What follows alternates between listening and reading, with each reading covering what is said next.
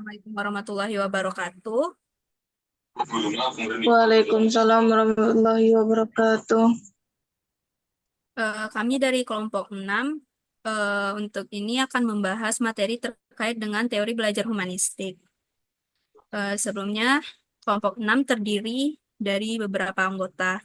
Yang pertama dari Zamutia, Afdinal, Muhammad Nabil, Putri Ramadhani, Bobi Irmansyah, dan Mutia Khaira.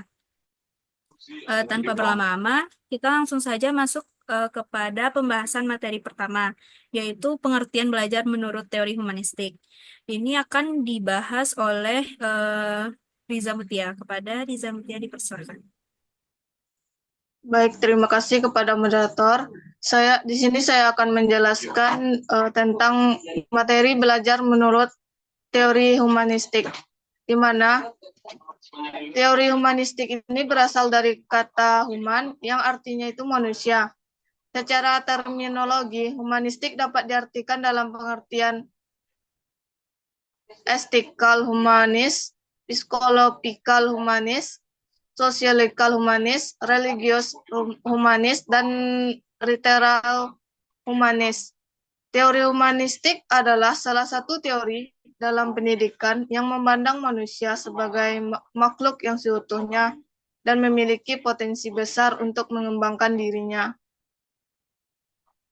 Pada psikolog humanistik ini, pendidikan menjadi sebagai fasilitator, di mana pendidik merupakan individu yang manusiawi yang paham terhadap gaya belajar dan sikap peserta didiknya. Pendidik akan mengarahkan siswa untuk mengembangkan dirinya sesuai dengan kemampuan yang dimilikinya. Pendidik membimbing peserta didik dengan tidak membebani peserta didik dalam proses pembelajaran, tetapi memahami nilai-nilai atau perilaku positif dan perilaku negatif. Di sini ada menurut para ahli, salah satunya yaitu Arthur Com dan Donald pada tahun 1904 sampai 1967. Di sini mereka menjelaskan tentang meaning, di mana belajar dikatakan berhasil jika ada kebermaknaan yang dicapai peserta didik, baik materi maupun bermakna bagi kehidupan sendiri. Pendidik harus memahami tingkah laku dengan mengkonstruksi di dunia pendidik peserta didik itu. Jadi, ada perubahan tingkah laku, maka pendidik bisa membuat keyakinan positif peserta didik. Mungkin hanya itu yang dapat saya jelaskan. Saya kembalikan kepada moderator. Baik, terima kasih kepada Riza Mutia. Untuk materi selanjutnya, yaitu mengenai tujuan belajar menurut teori humanistik. Materi ini akan dibahas oleh Bobi Irmansyah. Pada Bobi dipersilahkan. Baiklah, saya akan menyampaikan teori tentang tujuan belajar menurut teori humanistik. Menurut teori humanistik, tujuan belajar adalah untuk manusia memanusiakan manusia. Proses belajar dianggap berhasil jika dipelajari memahami lingkungannya dan dirinya sendiri. Peserta didik dalam proses pelajaran harus berusaha agar lambat laun ia mampu mencapai aktualisasi diri dengan sebaik-baiknya.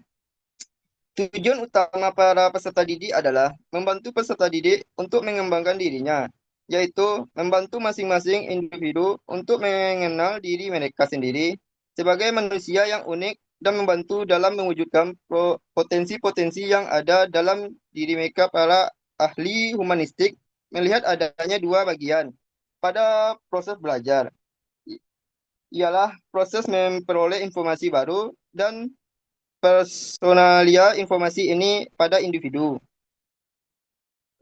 Pembelajaran berdasarkan teori humanistik ini cocok untuk diterapkan pada materi-materi pembelajaran yang bersifat menentukan kepribadian, hati nurani, perubahan sikap, dan analisis terhadap fenomena sosial. Indikator dari keberhasilan aplikasi ini adalah peserta didik merasa senang, bergairah, berinisiatif dalam belajar, dan terjadi perubahan pola pikir. Pola perilaku dan sikap atas kemanusiaan sendiri. Baiklah, hanya itu yang bisa saya sampaikan. Saya kembali lagi ke moderator. Baik, terima kasih Bobby. Untuk selanjutnya materi terkait eh, penekanan yang dipelajari dalam teori humanistik ini akan dibahas oleh Afdinal. Kepada Afdinal dipersilahkan. Selanjutnya akan saya jelaskan tentang materi penekanan yang dipelajari dalam teori humanisme. Kalau seorang ahli penganut aliran humanistik membagi tahap-tahap belajar 17 menjadi 4, yaitu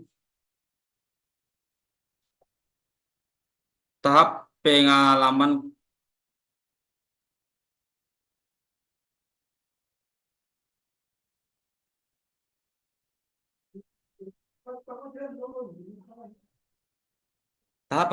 konkret. Pada tahap paling awal dalam peristiwa belajar adalah seseorang mampu atau dapat mengalami suatu peristiwa atau suatu kejadian sebagaimana adanya. Yang kedua yaitu tahap pengamatan aktif dan reflektif. Tahap kedua dalam peristiwa belajar adalah bahwa seseorang makin lama akan semakin mampu melakukan observasi secara aktif terhadap peristiwa yang dialami. Yang ketiga yaitu tahap konseptualisasi. Tahap ketiga dalam peristiwa belajar adalah seorang sudah mulai berupaya untuk membuat abstraksi, pembangunan suatu teori, konsep atau hukum dan prosedur tentang suatu yang menjadi objek perhatian. Yang terakhir itu tahap eksperimentasi aktif. Tahap terakhir dari peristiwa belajar menurut Cole adalah melakukan eksperimentasi secara aktif. Pada tahap ini, seseorang sudah mampu mengaplikasikan konsep konsep teori dan aturan-aturan ke dalam suatu situasi nyata. Next.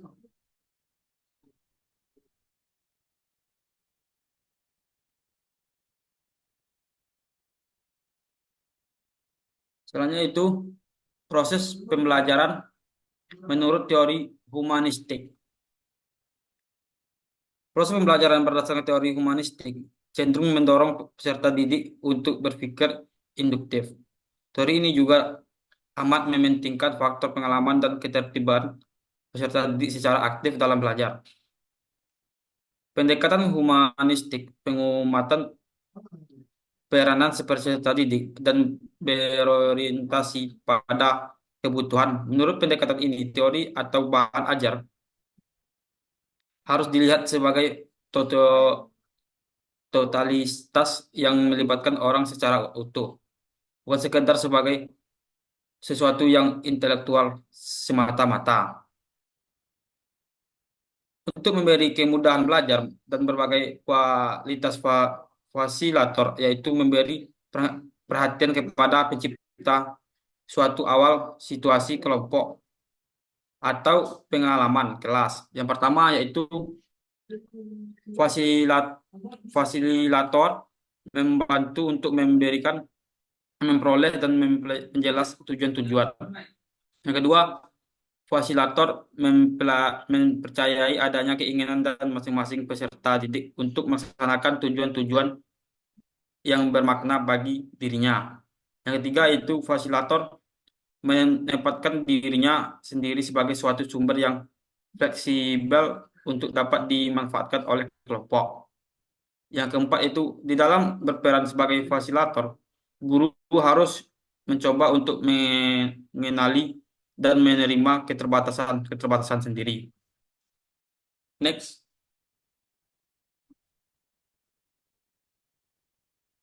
Mungkin dicukupkan oleh Abdinal untuk materi selanjutnya itu motivasi menurut teori humanisme. Ini akan dijelaskan oleh Putri Radani. Kepada Putri dipersilahkan. Oke, sebelumnya terima kasih kepada moderator. Selanjutnya, materi yang akan saya jelaskan yaitu motivasi menurut teori humanistik. Teori humanis, teori motivasi yang dikembangkan oleh Abraham H. Maslow pada intinya berkisar pada pendapat mengenai konsep motivasi manusia dan mempunyai 5 hierarki kebutuhan, yaitu yang pertama kebutuhan yang bersifat fisiologis. Manifestasi kebutuhan ini terlihat dalam 3 hal pokok: sandang, pangan, dan papan. Teori ini bisa dikatakan sebagai suatu hal yang memang mendasari seseorang untuk melakukan sesuatu demi mendapatkan kebutuhan ini. Contohnya, bagi karyawan, kebutuhan akan gaji, uang lembur, rumah, dan kendaraan yang merupakan kebutuhan pokok. Menjadi motif dasar dari karyawan itu sendiri untuk bekerja dan menjadi efektif dan dapat memberikan produktivitas yang tinggi bagi organisasi. Yang kedua itu ada kebutuhan keamanan dan keselamatan kerja. Kebutuhan ini mengarah pada rasa keamanan, ketentraman, dan jaminan seseorang dalam kedudukannya, jabatan, wewenangannya, dan tanggung jawabnya sebagai karyawan, dan dia dapat bekerja dengan antusias dan penuh produktivitas. Bila dirasakan adanya jaminan formal atas kedudukan dan wewenang. Contohnya, kebutuhan ini lebih dibutuhkan bagi seseorang yang bekerja dalam organisasi yang menghasilkan produk berupa barang. Yang selanjutnya, kebutuhan sosial. Kebutuhan akan kasih sayang dan kerjasama dalam kelompok kerja atau antar kelompok.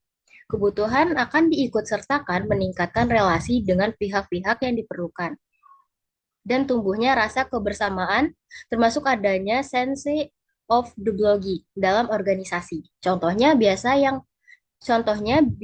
lebih diperlukan oleh karyawan oleh yang diharuskan bekerja baik di balik meja atau komputer, terutama seperti mereka yang bekerja sebagai administrator dalam suatu jejaring sosial. Meskipun mereka bisa bersosialisasi melewat dunia maya, tetap saja mereka membutuhkan kehadiran orang-orang sekitar yang dapat diajak kerjasama dan bisa diajak berbicara sambil menunjukkan emosinya. Yang keempat itu kebutuhan akan prestasi. Kebutuhan akan kedudukan dan promosi di bidang kepegawaian, kebutuhan akan simbol-simbol dalam statusnya seorang sebagai pretis yang ditampilkannya.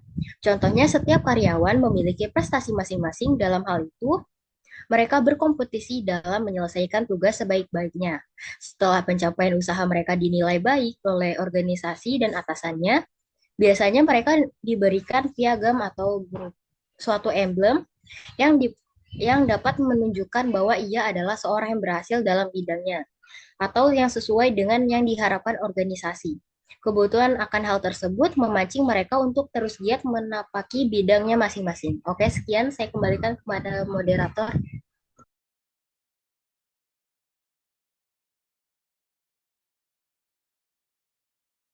Baik, materi selanjutnya ini pendapat yang akan dijelaskan oleh Muhammad Nabil kepada Nabil. Silahkan.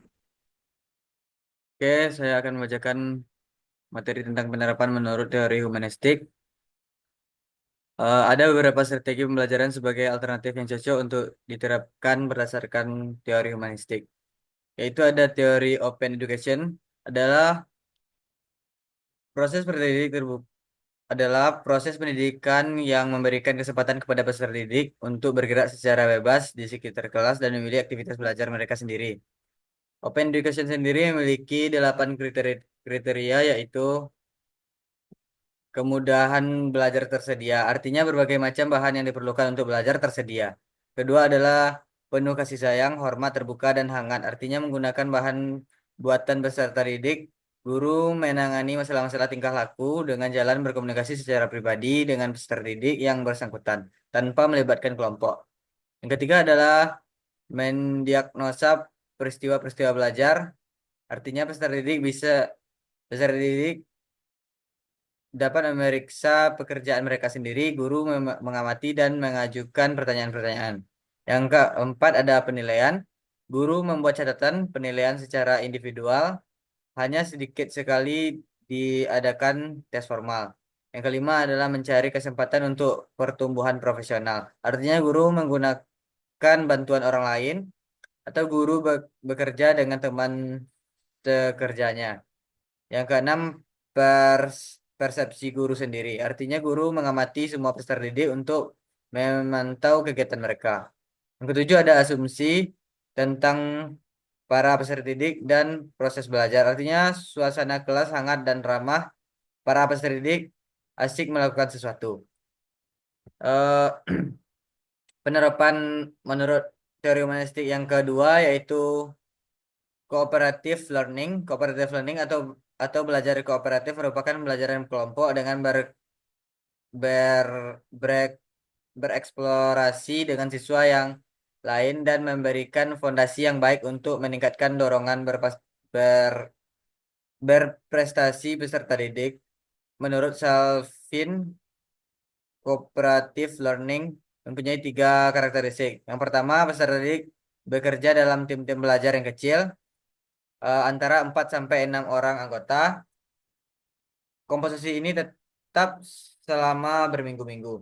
Yang kedua, peserta didik didorong untuk saling membantu dalam mempelajari bahan yang bersifat akademik atau dalam melakukan tugas kelompok.